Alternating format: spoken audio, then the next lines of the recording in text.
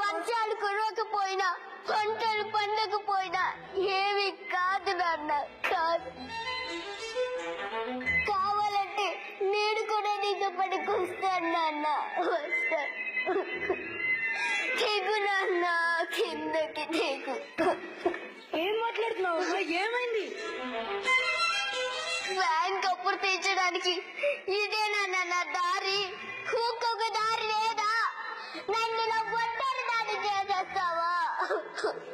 ఏ దారమ్మా? నేను చనిపోతా అనుకున్నావా? నేనెందుకు చావాలరా? నేరాలు ఘోరాలు చేసి బతికేస్తున్నారు, నిర్భయంగా పాపాలు చేసి బతికేస్తున్నారు ధైర్యంగా.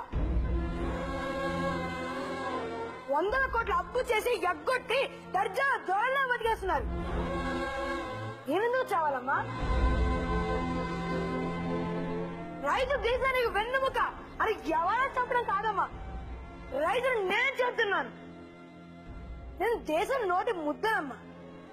నేనెందుకు చావాలమ్మా?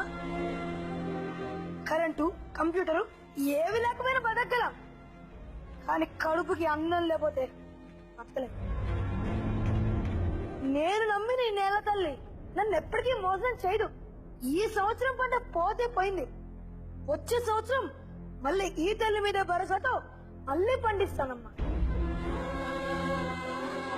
అంతేకాని నేనెందుకు చనిపోతా అమ్మా? చంపాల్సింది చావాల్సింది మనం కాదు, మనల్ని కాదు. రైతు పండించిన పంటని మధ్యలోనే తినేస్తున్నా మధ్యవర్తుల్ని, దళారుల్ని.